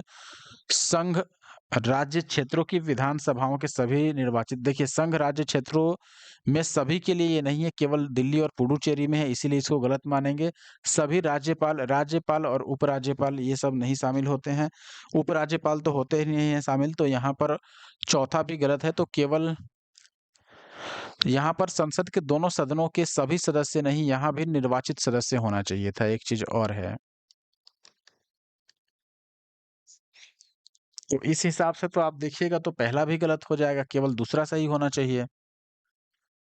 तो यहाँ पर उस हिसाब से केवल दूसरा को सही माना जाना चाहिए, हालाँकि कोई भी ऑप्शन यहाँ पर वैसा नहीं है, इसलिए स्टार मार्क लगा हुआ है। कारण है कि दोस्तों संसद में जो मनोनीत सदस्य होते हैं, उनको राष्ट्रपति के चुनाव में शामिल होने का अधिकार नहीं है, इसीलिए यहाँ पर निर्वाचित सदस्यों की बात की गई है। और यही सेम कंडीशन राज्य की विधानसभाओं में भी है, इसलिए यहाँ भी निर्वाचित सदस्य दिया गया है, मनोनीत सदस्य नहीं हिस्सा लेते हैं। तो इस हिसाब से केवल दूसरा को ही सही माना जाना चाहिए, तो बाकी के जो ऑप्शन हैं वो गलत हैं। अगला सवाल देखिए, यहाँ पर भारत के राष्ट्रपति के चुनाव मंडल में कौन सम्मिलित होते हैं? तो यहाँ पर देखिए राज्यसभा के सभी निर्वाचित सदस्य शामिल होते हैं, लोकसभा के निर्वाचित सदस्य भी शामिल होते हैं, राज्य विधानसभाओं के सभी सदस्य नहीं, यहाँ पर निर्वाचित सदस्य केवल शामिल होते हैं, जो मनोनीत होते हैं सदस्य वो नहीं शामिल होते हैं। संसद के दोनों सदनों के सभी निर्वाचित सदस्य एवं राज्य विधानसभाओं के सभी निर्वाचित सदस्य, तो डी भी सही है। डी को ही सही माना जाना चाहिए। फिर जब डी ऑप्शन में है तो हम ए को क्यों मानेंगे? यहाँ पर पूरा दे दिया गया है। यहाँ केवल राज्यसभा के और यहाँ केवल लोकसभा को दिया गया है, इसमें सभी को शामिल किया गया है। संसद के दोनों सदन यानी राज्यसभा, लोकसभा भी शामिल है। राज्यों के विधानसभा के निर्वाचित सदस्यों को भी शामिल किया गया है, तो ऑप्शन डी इसमें सही आंसर होगा। अगला सवाल आप देखिए, यहाँ पर पूछा गया है भारत के राष्ट्रपति के चुनाव के लिए चुनाव मंडल के सदस्य कौन होते हैं? तो यहाँ पर लोकसभा के चुने हुए सदस्य, राज्यसभा के चुने हुए सदस्य, राज्य विधानसभा के चुने हुए सदस्य, विधान परिषद के नहीं होते हैं, तो ये तीनों ही होते हैं, तो केवल पहला, दूसरा और तीसरा यानी कि ऑप्शन सी सही उत्तर है। नेक्स्ट क्वेश्चन देखिए, आपको पूछा गया है भारत के राष्ट्रपति चुने जाते हैं केवल राज्यसभा के सदस्यों। अब यहाँ पर ऑप्शन डी हम बार-बार ये क्वेश्चन पढ़ रहे हैं कि राज्यसभा, लोकसभा यानी संसद के दोनों सदन और राज्यों की विधानसभाओं के निर्वाचित सदस्य ये शामिल होते हैं, तो ऑप्शन डी यहाँ पर सही उत्तर है। अगला सवाल है भारत का राष्ट्रपति चुना जाता है किसके द्वारा? लोकसभा द्वारा केवल नहीं चुना जाता, न ही केवल राज्यसभा द्वारा और ना ही केवल संसद के सदस्यों द्वारा, संसद और राज्य विधानसभाओं के सदस्यों द्वारा। देखिए यहाँ पर अगर निर्वाचित सदस्य रहता तो माना जाता, ऐसे सदस्य बोला गया है तो हम नहीं मानेंगे, सारे ऑप्शन गलत माना जाएगा यहाँ पर। देखिए दोस्तों, यहाँ पर पूछा गया है निम्नलिखित में से कौन राष्ट्रपति के चुनाव प्रकरण के लिए सही नहीं है? यानी चुनाव प्रक्रिया में इनमें से कौन-सा सही नहीं है? पहला है पदस्थ राष्ट्रपति की पदावधि से पूर्व उत्तराधिकारी का चुनाव अवश्य हो जाना चाहिए, यानी कि जिस राष्ट्रपति का सीमा समाप्त हो रहा है, उसके पद को छोड़ने से पहले ही जो नए राष्ट्रपति आने वाले हैं, उनका चुनाव निश्चित रूप से हो जाना चाहिए। ये सही है, हमसे गलत पूछा गया है कि कौन गलत है? तो ये बात बिल्कुल सही है, उनको हटने से पहले नए राष्ट्रपति का चुनाव कर लिया जाता है। राष्ट्रपति अपना पदभार ग्रहण करने की तिथि से 5 वर्ष तक बने रहते हैं अपने पद पर, ये भी सही है। 5 वर्षों का कार्यकाल होता है राष्ट्रपति के लिए। राष्ट्रपति का उत्तराधिकारी आने तक कार्यकाल की समाप्ति पर भी वह अपने पद पर बने रहते हैं। तो जब तक नया राष्ट्रपति अपना पदभार ग्रहण नहीं कर लेते, यानी कि शपथ ग्रहण नहीं कर लेते, तब तक पुराने राष्ट्रपति निश्चित तौर पर अपने कार्य करते रहते हैं, तो ये भी सही है। निर्वाचक मंडल के अपूर्ण होने के आधार पर राष्ट्रपति का चुनाव स्थगित किया जा सकता है, ये गलत है। क्योंकि निर्वाचक मंडल, इसमें पता है आपको, संसद के दोनों सदनों यानी कि राज्यसभा और लोकसभा के निर्वाचित सदस्य शामिल होते हैं। इसके अलावा सभी राज्यों के विधानसभाओं के सदस्य इसमें निर्वाचित सदस्य जो होते हैं वो शामिल होते हैं, और दिल्ली और पुडुचेरी के विधानसभाओं के निर्वाचित सदस्य भी इसमें शामिल होते हैं। तो यहाँ पर कह रहा है कि अगर ये अपूर्ण है, मान लो दिल्ली के या पुडुचेरी के उस समय विधानसभा का कोई सदस्य निर्वाचित नहीं है, उस समय मौजूद नहीं है, तो ऐसा नहीं है कि अपूर्णता की स्थिति में राष्ट्रपति का चुनाव स्थगित कर दिया जाएगा। चुनाव कभी भी स्थगित नहीं किया जाता है ऐसे केस में। तो यहाँ पर ऑप्शन डी जो है वो गलत है। आप देखिएगा दोस्तों, संविधान का अनुच्छेद 54, इसके तहत राष्ट्रपति का चुनाव एक निर्वाचक मंडल के सदस्यों द्वारा किया जाता है, जिसमें संसद और राज्यों की विधानसभाओं के निर्वाचित सदस्य शामिल होते हैं। दिल्ली और पुडुचेरी के विधानसभा के निर्वाचित सदस्यों को भी इसमें शामिल किया जाता है, ये मैंने बताया ही आपको। फिर आर्टिकल 56 क्या कहता है? इसके तहत राष्ट्रपति अपने पद ग्रहण की तारीख से 5 वर्ष की अवधि तक पद धारण किए रहते हैं। तो ये आर्टिकल 56 कहता है कि इनका कार्यकाल 5 वर्ष का होगा, और अपने पद की अवधि समाप्त हो जाने के बाद भी तब तक पद पर वह आसीन रहते हैं जब तक कि उसका उत्तराधिकारी यानी नए राष्ट्रपति अपना पद ग्रहण नहीं कर लेते। अनुच्छेद 62 का फर्स्ट, इसके अनुसार राष्ट्रपति की पदावधि की समाप्ति से हुई रिक्ति को भरने के लिए निर्वाचन पदावधि की समाप्त होने से पहले ही पूर्ण कर लिया जाना चाहिए, ताकि इनको और एक्स्ट्रा काम नहीं करना पड़े। ऐसा नहीं हो कि भाई जब इनका कार्यकाल समाप्त हो गया तब नए राष्ट्रपति का चुनाव किया जा रहा है और उसमें भी झंझट हो गया तो फिर अब वैसे ही लटका रहे, ऐसा नहीं होता है। इसीलिए पहले ही चुनाव कर लिया जाता है। निर्वाचक मंडल के अपूर्ण होने अर्थात किसी विधानसभा के बर्खास्त होने की वजह से राष्ट्रपति का चुनाव स्थगित नहीं किया जा सकता है। अनुच्छेद 71 का 4 इसके उपबंध के तहत राष्ट्रपति का चुनाव को इस आधार पर चुनौती नहीं दी जा सकती कि निर्वाचक मंडल अपूर्ण है, यानी कोई सदस्य इसमें नहीं है। राष्ट्रपति के निर्वाचन के मामले में AIR 1974 SC 1682 सुप्रीम कोर्ट ने इसमें निर्णय दिया कि राष्ट्रपति पद के लिए निर्वाचन को इस आधार पर न तो स्थगित किया जा सकता है और न ही अवैध ठहराया जा सकता कि किसी राज्य के विधानसभा को भंग कर दिया गया है तो उस राज्य के विधानसभा के सदस्य जो है, निर्वाचित सदस्य, वो इसमें शामिल नहीं है। निर्वाचक मंडल में अगर वहां का विधानसभा भंग हो गया है तत्काल समय पर तो वो नहीं शामिल है तो भी कोई बात नहीं है। जितने लोग हैं या जहां राज्य के विधानसभाओं में अभी निर्वाचित सदस्य हैं वो लोग हिस्सा लेकर के और निर्वाचन प्रक्रिया को पूर्ण कर सकते हैं। तो इस आधार पर इसको अवैध नहीं ठहराया जा सकता और ना ही स्थगित किया जा सकता है। भारत के उपराष्ट्रपति के उम्मीदवार के प्रस्ताव का अनुसमर्थन किया जाना चाहिए कम से कम कितने निर्वाचकों द्वारा दोस्तों? तो इसमें हमने पढ़ा था नोट्स 50 निर्वाचकों द्वारा, यानी कि सांसद और विधायकों द्वारा अनुसमर्थन मिलना चाहिए और प्रस्ताव भी 50 निर्वाचकों द्वारा दिया जाना चाहिए, तब जाके यहाँ पर वो वैलिड होता है। तो यहाँ पर 10, 5, 20 और 15 सारे ऑप्शन गलत हैं। आप देख सकते हैं दोस्तों, राष्ट्रपति एवं उपराष्ट्रपति निर्वाचन अधिनियम 1952 जो कि 1997 में संशोधित भी हुआ था। इसके तहत भारत के राष्ट्रपति पद के उम्मीदवार के लिए कम से कम 50 विधायकों यानी कि 50 निर्वाचकों जैसे कि सांसद हो गए और विधायक हो गए, इनको प्रस्तावक होना आवश्यक है, यानी इनकी तरफ से प्रस्ताव आना चाहिए कि हाँ भाई ये राष्ट्रपति का चुनाव लड़ेंगे या उसके लिए एक प्रत्याशी हैं। साथ ही कम से कम 50 निर्वाचकों यानी कि निर्वाचित सांसदों और विधायकों द्वारा इस प्रस्ताव का अनुसमर्थन भी किया जाना चाहिए। पहले देखिएगा, जब 1997 में इसको संशोधित किया गया उससे पहले यह संख्या 10 थी, लेकिन क्वेश्चन चूंकि 2004 में पूछा गया है इसलिए सही आंसर 50 होना चाहिए था। ये सवाल है, निम्नलिखित कथनों पर विचार करना है। भारत में राष्ट्रपति चुनाव के निर्वाचक मंडल में विधानसभा के निर्वाचित सदस्य के मत का मूल्य कितना रहता है, फिर एक निर्वाचित सांसद सदस्य के मत का मूल्य कितना रहता है, फिर आखिरी चुनाव में कितने मतदाता थे, इसके बारे में पूछा गया है आपसे। ये अभी आपको मैंने पूरा क्वेश्चन दिखा दिया है स्क्रीन पे। क्वेश्चन 2003 में IAS प्री के पेपर में पूछा गया है। सबसे पहले देखिए, अगर हम पहले क्वेश्चन की बात करें, विधानसभा के जो निर्वाचित सदस्य होते हैं उनके एक मत का वैल्यू क्या होता है? तो एक मत का वैल्यू निकालने के लिए आप देखिए, यानी एक मत का मतलब कि एक मत को आप कितना मानिए, कितने लोगों का वोट एक आदमी से मानिएगा। तो राज्य की टोटल जनसंख्या ले लीजिए, फिर राज्य की विधानसभा में निर्वाचित सदस्यों की संख्या से डिवाइड कीजिए उसको, या डिवाइड करने से पहले ही इसको 100 से मल्टीप्लाई करके तब डिवाइड कीजिए। ये फॉर्मूला यहाँ पर दिया गया है, तो हमें बताना है कि क्या ये फॉर्मूला सही है या गलत है। देखिए, फॉर्मूला में थोड़ा-सा गलती है। गलती क्या है? जब भी विधानसभा के किसी राज्य के विधानसभा के निर्वाचित सदस्य के एक सदस्य के मत का मूल्य निकालना हो कि कितना वैल्यू माना जाए, तो उसके लिए आप क्या कीजिए, राज्य की टोटल जनसंख्या ले लीजिए। मान लीजिए अगर जनसंख्या 1 लाख है तो मैंने 1 लाख लिख दिया यहाँ पर, ठीक है? डिवाइडेड बाय राज्य की विधानसभा में निर्वाचित सदस्यों की संख्या कितनी है? मान लो अगर निर्वाचित सदस्यों की संख्या लेट से 20 है तो मैंने लिख दिया यहाँ पर 20, और गुना किससे करोगे आप? गुना करोगे इसको 1000 से। अब यहाँ पर काटोगे तो ये 3 शून्य से 3 शून्य कटेगा और 20 25 100। इसका मतलब उस राज्य की जनसंख्या अगर 1 लाख है तो आप ये मानोगे कि एक विधानसभा के सदस्य ने अगर वोट किया, यानी कि एक विधायक ने अगर वोट किया, तो आप बोलोगे कि वो 5 लोगों के वोट के बराबर उसको माना जाएगा।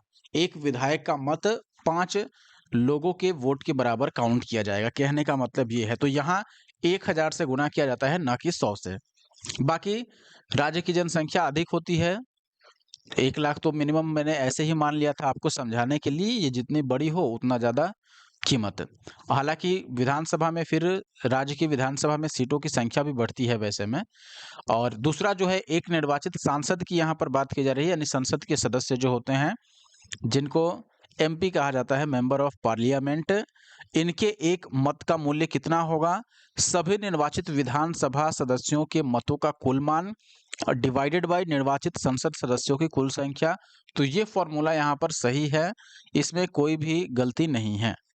सीधे-सीधे आप समझिए कि बराबर-बराबर बाँट दिया जा रहा है। सभी निर्वाचित विधानसभा सदस्यों के मतों का कुल मान लीजिए आ गया, जैसे सभी राज्यों के।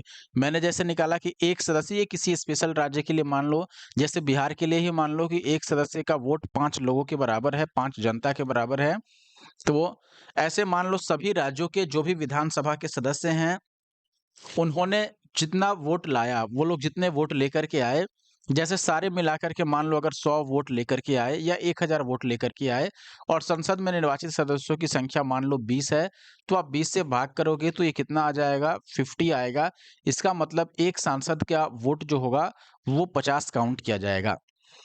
तो ये फ़ॉर्मूला अपने आप में बिल्कुल सही है, इसमें कोई दो राय नहीं है। दोनों फ़ॉर्मूला में एक चीज़ और आपको याद रखना चाहिए, जैसे ऊपर वाला जो फ़ॉर्मूला है, यहाँ पर चूँकि राज्य की जनसंख्या बड़ी संख्या होती है, तो यहाँ मान लो अगर रिमाइंडर आपका यानी कि शेषफल 500 से कम आ गया, अगर शेषफल 500 से कम आ गया, तब उस नंबर को काउंट नहीं किया जाएगा और अगर शेषफल 500 से अधिक आ गया, तो उसको 1 माना जाएगा, 1 उसमें प्लस कर लिया जाएगा। जैसे आपने पढ़ा होगा कि 0 पॉइंट मैंने 5 7 और यहाँ 8 लिख दिया और यहाँ 0.57 और 1 लिख दिया। तो 1 को आप चाहो तो काउंट नहीं करो, इसको 0.57 बस रहने दो और यहाँ आप लिखोगे 0.5 और अगर 8 को हटाओगे तो 7 में 1 ऐड कर दोगे और 8 लिख दोगे क्योंकि ये वैल्यू 0.5 से बड़ी है, यानी 5 से बड़ी है, ऐसा आपने पढ़ा होगा।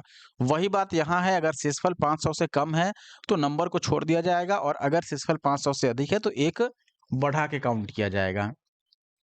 और वही बात दूसरे फ़ॉर्मूले में भी है, हालाँकि यहाँ पर 500 की बात नहीं होता है, यहाँ पर संख्या कम हो जाता है, यहाँ पर सीधे आप समझ लो वैल्यू 1 पर आ जाती है। 1 पर आने का मतलब कि अगर यहाँ शेषफल आधे से कम है यानी 0.5 से कम है तो इसको नहीं काउंट किया जाएगा, लेकिन शेषफल 0.5 से अधिक है, जैसे 0.6 है, 7 है, 8 है, 9 है, तो ऐसे में 1 प्लस कर दिया जाएगा। और बाकी यहाँ पर कह रहा है कि आखिरी चुनाव में 5000 मतदाता थे। देखिए अगर ये प्रश्न 2003 में पूछा गया तो उससे ठीक पहले जो चुनाव हुई होगी, उसकी बात की जा रही है। तो उससे ठीक पहले 2002 में चुनाव हुए थे। आप मिला भी सकते हैं, 2002 में चुनाव हुआ था और 2002 में 12वें राष्ट्रपति का चुनाव हुआ था, 12वें राष्ट्रपति का। और इसमें जो टोटल मतदाता थे, वो कितने थे दोस्तों? 5000 नहीं थे, 5000 से कुछ कम थे। कितने थे एग्ज़ैक्ट याद नहीं है, लेकिन 5000 से कम थे। इवन अगर आप 2022 लास्ट जो चुनाव हुआ है 16वें राष्ट्रपति, जिसमें अपनी द्रौपदी मुर्मू जी राष्ट्रपति हैं, तो यहाँ पर अगर आप देखिएगा 2022 में जो चुनाव हुआ था, 2022 में दोस्तों 16वें राष्ट्रपति का चुनाव हुआ था, 16th प्रेसिडेंट का। यहाँ भी अगर नंबर ऑफ वोटर्स देखिएगा तो 4796 वोटर्स थे यहाँ पर, यानी कि 2022 में। तो ये डेटा याद रखिएगा, हो सकता है पूछ लिया जाए। अब यहाँ आप देखिए राष्ट्रपति के चुनाव का तरीका यानी जो सूत्र है, आनुपातिक प्रणाली पर आपने पढ़ा होगा। तो सूत्र अनुच्छेद 55 में दिया गया है, जिसके अनुसार केवल दूसरा कथन सही था। अब देखिए पहला जो फॉर्मूला था, विधानसभा के निर्वाचित सदस्य के मतों का मूल्य कैसे निकालेंगे, तो राज्य की जनसंख्या डिवाइडेड बाय राज्य की विधानसभा में निर्वाचित सदस्यों की संख्या और गुणा में यहाँ पर 1000 था, ना कि 100। वहाँ पर 100 दिया गया था, इसलिए गलत था। और इस सूत्र में मैंने बोला भी था कि अगर शेषफल 500 से अधिक आता है तो मतों के मूल्य में 1 जोड़ा जाएगा और अगर 500 से कम आता है तो उसको नहीं काउंट करेंगे। साथ ही जनसंख्या, यहाँ पर राज्य की जनसंख्या का मतलब है अनुच्छेद 55 के स्पष्टीकरण के अनुसार वर्ष 2026 के पश्चात की पहली जनगणना के सुसंगत आंकड़े प्रकाशित होने तक 1971 की जनगणना में अभिनिश्चित जनसंख्या से है। तो ये आप ध्यान रख सकते हैं। अब अगला संसद वाला है, यानी कि सांसद जिसको आम भाषा में बोला जाता है। तो संसद के निर्वाचित सदस्य के मत का मूल्य निकालना हो तो मैंने बताया सभी निर्वाचित विधानसभा के सदस्यों का कुल मतों का मान और डिवाइडेड बाय निर्वाचित संसद में सदस्यों की संख्या, यानी संसद में निर्वाचित सदस्यों की संख्या, इसको डिवाइड कर दो, एक सांसद का कितना वोट बना ये आ जाएगा। और यहाँ शेषफल आधे से कम है तो नहीं काउंट होगा, और अगर आधे से ज्यादा है तो उसको गिना जाएगा, एक जोड़ दिया जाएगा। 12वें राष्ट्रपति का चुनाव 2002 में हुआ था। यहाँ देखिए मतदाता दिया गया है 4896 मतदाता थे उस समय, जो कि 5000 से कम थे। तो तीसरा कथन भी उस प्रकार से गलत है क्योंकि वहां पर 5000 बोला गया था। और 2022 में जो 16वें राष्ट्रपति का चुनाव हुआ था, इसमें निर्वाचकों की कुल संख्या कितनी थी? 4796। नेक्स्ट है दोस्तों, भारत के राष्ट्रपति के निर्वाचन के संदर्भ में निम्नलिखित कथनों पर विचार करना है। प्रत्येक एमएलए के वोट का मूल्य अलग अलग राज्य में अलग अलग होता है। लोकसभा के सदस्यों के वोट का मूल्य राज्यसभा के सदस्यों के वोट के मूल्य से अधिक होता है। अगर आपने पिछला क्वेश्चन का जो दोनों फॉर्मूला था अच्छे से समझा होगा तो निश्चित तौर पर आप इसका आंसर लगा पाएंगे। हालांकि ये भी यूपीएससी प्री 2018 का क्वेश्चन है, उससे पहले वाला 2003 का क्वेश्चन था। तो आप देखिए प्रत्येक एमएलए यानी कि जो विधानसभा के सदस्य होते हैं राज्यों के, उनके वोट का जो मूल्य होता है दोस्तों वो अलग अलग राज्य में अलग अलग होता है। ये कथन तो निश्चित तौर पर सही है। कारण है, सही क्यों है? हमने फॉर्मूला पढ़ा था दोस्तों। फॉर्मूला क्या था? उस राज्य की जनसंख्या लिखेंगे हम। राज्य की जनसंख्या कैसे निकालते हैं, यानी एमएलए के, एक एमएलए का कितना वोट हुआ या उसका मूल्य कितना हुआ वोट का, कैसे निकालेंगे? तो राज्य की जनसंख्या, फॉर्मूला क्या था? राज्य की जनसंख्या डिवाइडेड बाय कुल एमएलए की संख्या जो विधानसभा में निर्वाचित सदस्य होंगे। विधानसभा में निर्वाचित सदस्य, विधानसभा में, उस राज्य की विधानसभा में, ठीक है, निर्वाचित कुल सदस्य, और गुणा में यहाँ पर हमने लिखा था 1000। ये फॉर्मूला था। लेकिन यहाँ पर देखिए एक चीज स्पेसिफाई किया है, राज्य की जनसंख्या। अब ये उस राज्य की जनसंख्या पर डिपेंड करेगा। यूपी के लिए निकालोगे तो वैल्यू अलग आ जाएगा क्योंकि उस राज्य की जनसंख्या अधिक है। अगर उसके बदले में त्रिपुरा का निकालोगे, मणिपुर का निकालोगे, सिक्किम का निकालोगे तो काफी कम आ जाएगा वैल्यू, क्योंकि वहां पर जनसंख्या कम है। हालांकि जनसंख्या कम होने से जो विधानसभा में निर्वाचित सदस्य होते हैं उनकी संख्या भी कम या अधिक है, हर एक राज्यों में अलग अलग है ये। लेकिन फिर भी हर एक राज्य में एमएलए के वोट का मूल्य अलग अलग होगा, क्योंकि यहाँ पर फॉर्मूला में उस राज्य की जनसंख्या लिखनी है। सभी राज्य की जनसंख्या चूंकि समान नहीं है इसलिए ये वैल्यू अलग अलग आएगा। दूसरा है कि लोकसभा के सदस्यों के वोट का मूल्य उस राज्यसभा के सदस्यों के वोट के मूल्य से अधिक होता है। ऐसा बिल्कुल भी नहीं है, क्योंकि फॉर्मूला में दोनों को एक साथ कवर किया गया था। हमने सांसद यानी जो संसद में निर्वाचित सदस्य होते हैं उनके मतों का मूल्य निकालने के लिए फॉर्मूला पढ़ा था क्या, कि सभी राज्यों के विधानसभाओं के जो निर्वाचित सदस्य हैं उनका मतों का कुल मूल्य, या उनका मत, मैं ऐसे शॉर्ट में लिख देता हूं, और डिवाइडेड बाय क्या करना था यहाँ पर? संसद के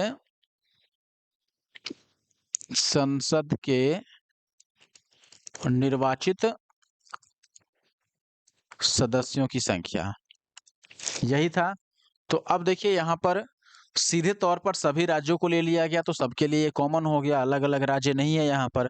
और संसद के निर्वाचित सदस्य, तो यहाँ पर ये नहीं लिखा है कि संसद में चूंकि लोकसभा और राज्यसभा दोनों होता है तो दोनों में से किसका, ये नहीं लिखा गया है यहाँ पर। इसका मतलब कि दोनों को शामिल किया जाएगा, लोकसभा के भी सदस्य और राज्यसभा के भी सदस्य दोनों को ऐड करके यहाँ पर लिखा जाएगा। यानी दोनों के मत की वैल्यू बराबर है, न ही लोकसभा के सदस्यों का वोट का मूल्य अधिक है, न राज्यसभा के सदस्यों का वोट का मूल्य अधिक है। दोनों का वोट का मूल्य जो है वो इक्वल है। तो केवल पहला कथन सही हुआ। और देख भी सकते हैं दोस्तों, केवल पहले कथन को सही माना गया है। संविधान के अनुच्छेद 55 में दी गई राष्ट्रपति के निर्वाचन की रीति यानी कि नियम के अनुसार राष्ट्रपति का निर्वाचन अनुपातिक प्रतिनिधित्व पद्धति के आधार पर एकल संक्रमणीय मत प्रणाली द्वारा होता है, जिसमें राज्य की विधानसभाओं के निर्वाचित सदस्य तथा संसद के दोनों सदनों के निर्वाचित सदस्य भाग लेते हैं। और कैसे निकालते हैं उसके लिए फॉर्मूला यहाँ पर दिया गया है। देखिए राज्य की विधानसभा के प्रत्येक सदस्य का मत का मूल्य कितना होगा, यानी एक एमएलए का मत का मूल्य कितना होगा वो कैसे निकालते हैं? राज्य की कुल जनसंख्या डिवाइडेड बाय उस राज्य के विधानसभा में कुल निर्वाचित सदस्यों की संख्या और गुना में 1000।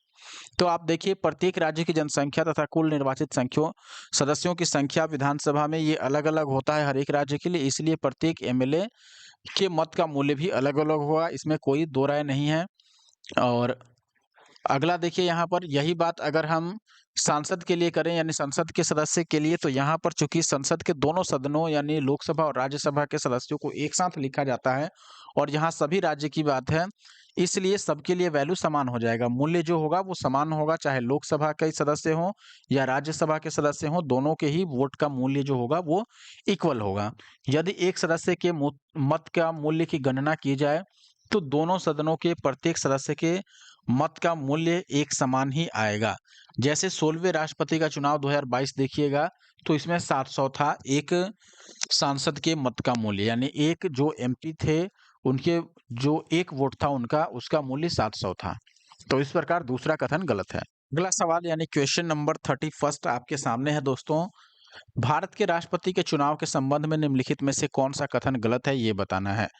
पहला कथन है आपके पास भारत के राष्ट्रपति का चुनाव एक निर्वाचक मंडल के सदस्यों द्वारा किया जाता है, जिसमें ए यानी कि संसद के दोनों सदनों के निर्वाचित सदस्य और बी राज्यों की विधानसभाओं और विधानसभा वाले केंद्र शासित प्रदेशों के निर्वाचित सदस्य शामिल होते हैं। और दूसरा इसमें गलत पूछा गया है, ध्यान दीजिएगा। तो विधानसभा वाले केंद्र शासित प्रदेश में आपको पता होगा दिल्ली और पुडुचेरी को केवल शामिल किया है, बाकी संसद के दोनों सदनों के निर्वाचित सदस्य इसमें शामिल होते हैं और राज्यों की विधानसभा के भी निर्वाचित सदस्य शामिल होते हैं, तो इसको हम सही मानेंगे। निर्वाचक मंडल के प्रत्येक सदस्य के लिए वोट का मूल्य जो है वह 1971 की जनसंख्या जनगणना के आधार पर तय किया जाता है। जब तक यह तब तक जारी रहेगा जब तक कि वर्ष 2026 के बाद पहली जनगणना की जनसंख्या प्रकाशित नहीं हो जाती। तो ये बात भी सही है, हमने पढ़ा था 2026 के बाद ये वैल्यू चेंज होगा। और तीसरा है चुनाव एकल संक्रमणीय मत के माध्यम से अनुपातिक प्रतिनिधित्व प्रणाली के अनुसार आयोजित किए जाते हैं, ये भी बिल्कुल सही है। और डी की अगर आप बात करें, आप देख भी सकते हैं ये क्वेश्चन लेटेस्ट है 2024 में राजस्थान पीसीएस में पूछा गया है। किसी राज्य की विधानसभा के प्रत्येक निर्वाचित सदस्य के उतने मत होंगे जितने 100 गुणित उस भागफल में हो जो उस राज्य की जनसंख्या को उस विधानसभा के निर्वाचित सदस्यों की कुल संख्या से भाग देने पर आए। ये गलत है, हमने फॉर्मूला भी पढ़ा था कि 100 से गुणा नहीं किया जाता है, वहां पर गुणा किया जाता है किससे? 1000 से गुणा किया जाता है। फॉर्मूला भी मैंने आपको दो बार बता दिया, ठीक है। तो केवल ऑप्शन डी जो है वो गलत। आप देखिएगा दोस्तों, संविधान के अनुच्छेद 54 के अनुसार भारत के राष्ट्रपति का चुनाव एक निर्वाचक मंडल के सदस्यों द्वारा किया जाता है, जिसमें संसद के दोनों सदनों के निर्वाचित सदस्य और राज्यों की विधानसभाओं एवं संघ राज्य क्षेत्रों जिसमें दिल्ली और पुडुचेरी की विधानसभाओं के सदस्य शामिल हैं, इसलिए ए सही है।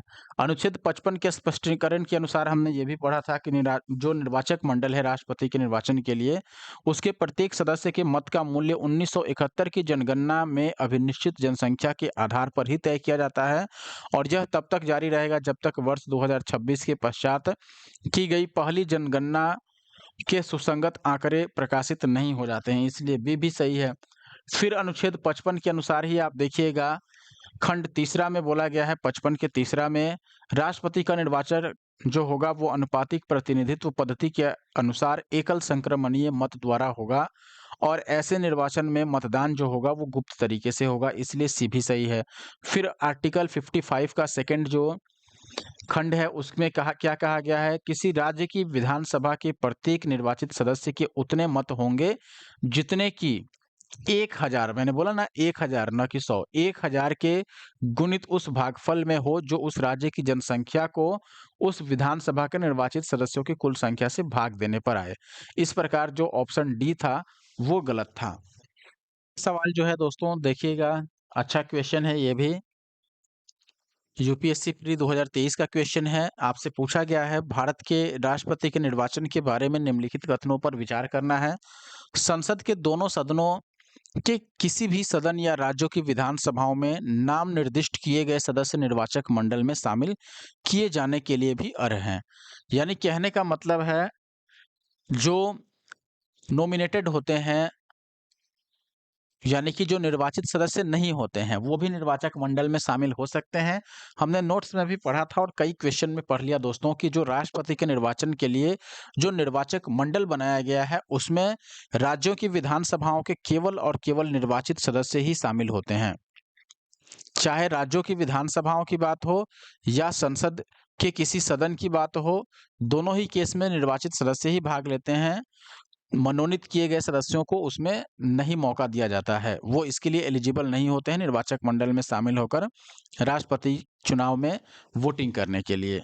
दूसरा क्या कह रहा है, निर्वाच्य विधानसभा सीटें जितनी अधिक होगी उस राज्य के प्रत्येक एमएलए के वोट का मान भी उतना अधिक होगा। देखिए, एमएलए यानी विधायक के वोट का मान हम कैसे निकालते हैं, मैंने फॉर्मूला बताया था। एक एमएलए के वोट का मान निकालने के लिए हम लिखते हैं उस राज्य की कुल जनसंख्या, राज्य की कुल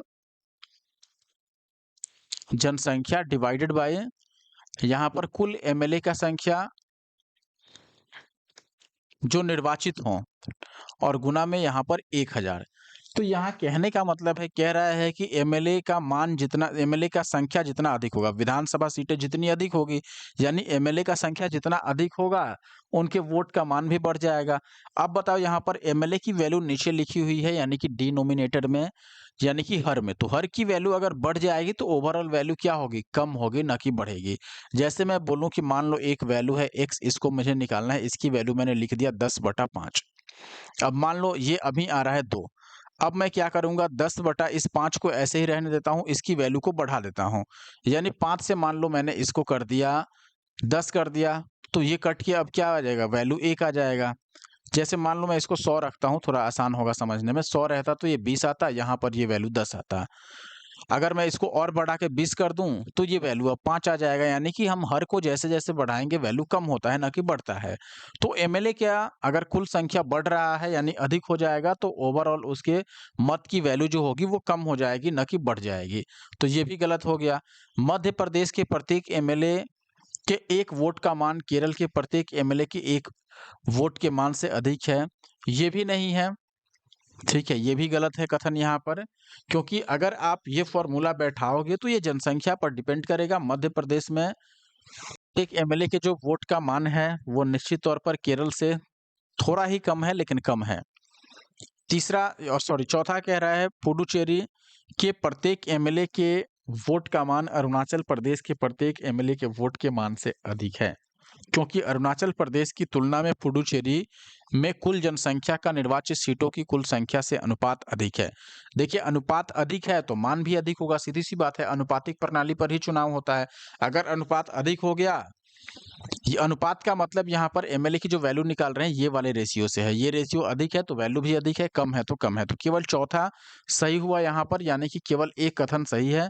बाकी आप एक्सप्लेनेशन देख सकते हैं दोस्तों। राष्ट्रपति का निर्वाचन जनता द्वारा प्रत्यक्ष रूप से न होकर निर्वाचक मंडल द्वारा किया जाता है। और इस निर्वाचक मंडल में कौन कौन शामिल होते हैं, संसद के दोनों सदनों के निर्वाचित सदस्य, यानी राज्यसभा और लोकसभा के निर्वाचित सदस्य, इसके अलावा राज्य की विधानसभाओं के निर्वाचित सदस्य, साथ ही दिल्ली और पुडुचेरी,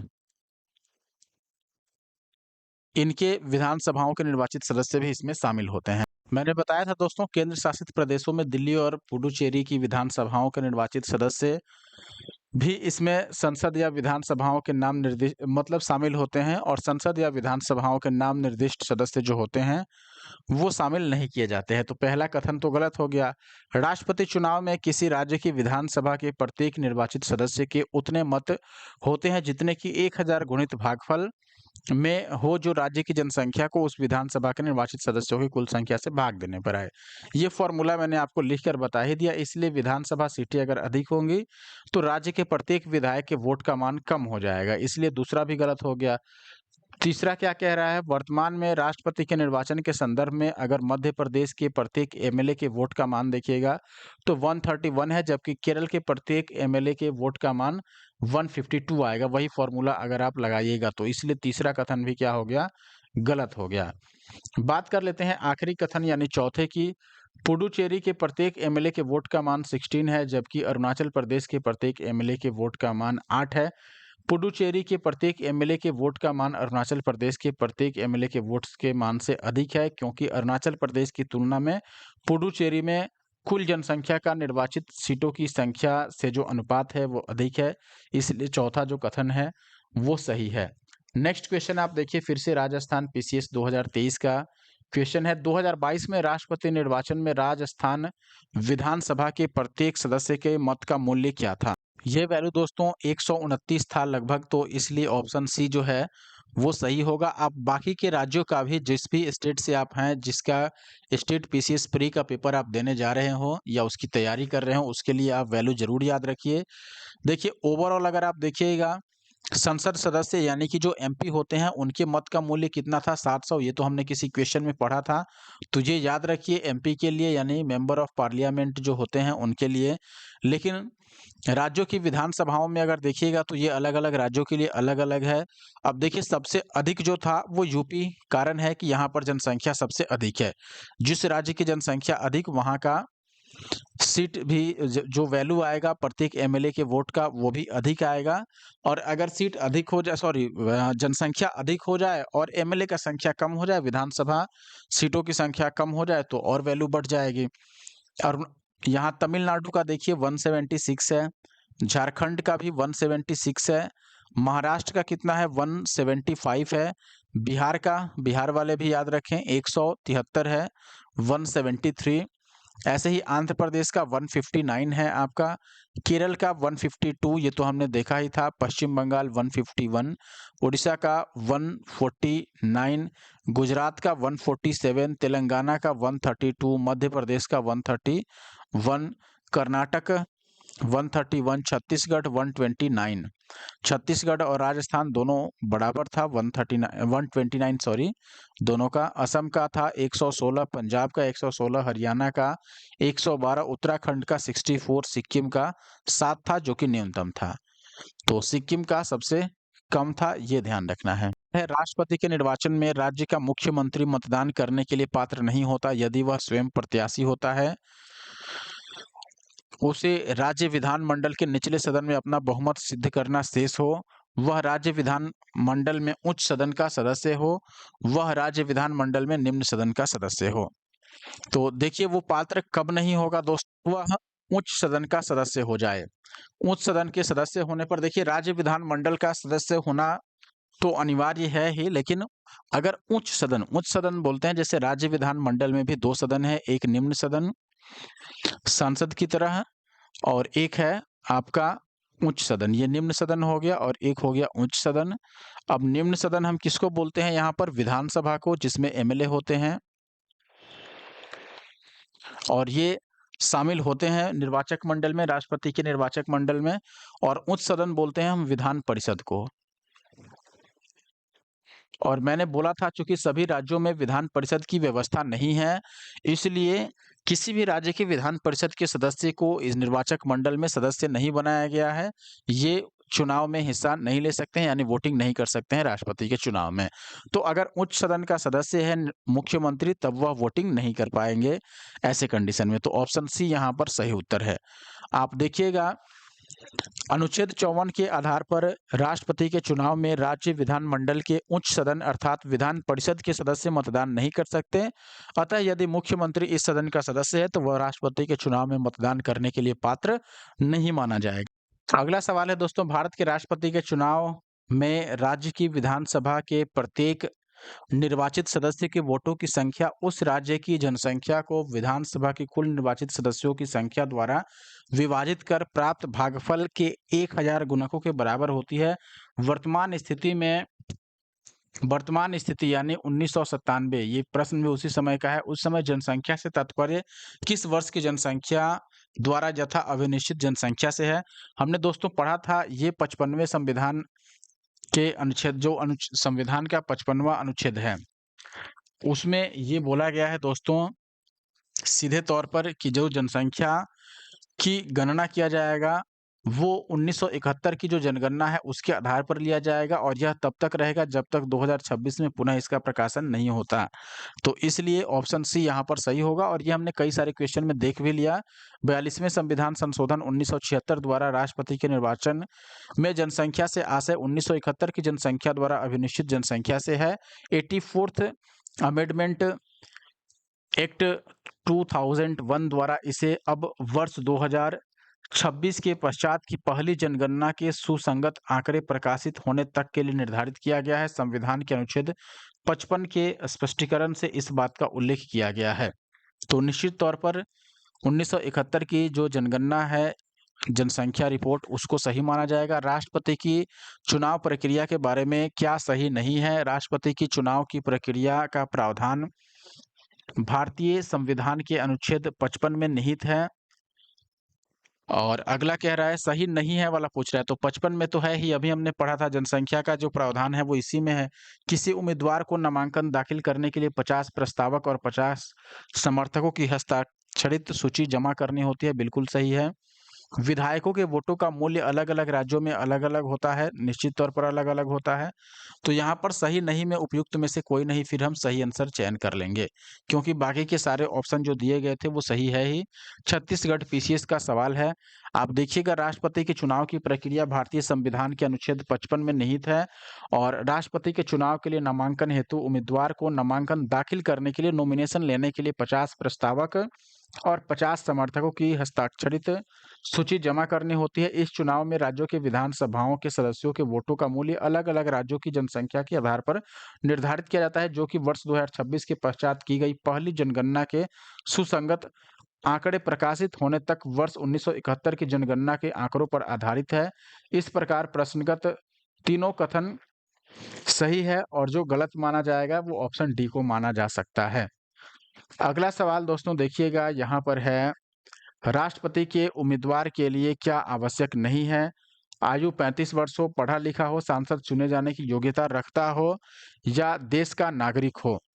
अब देखिए भारत में राष्ट्रपति चुनाव के लिए राष्ट्रपति के क्या-क्या क्वालिफिकेशंस होनी चाहिए, कौन-कौन सी अर्हताएं होनी चाहिए, यह आर्टिकल यानी कि अनुच्छेद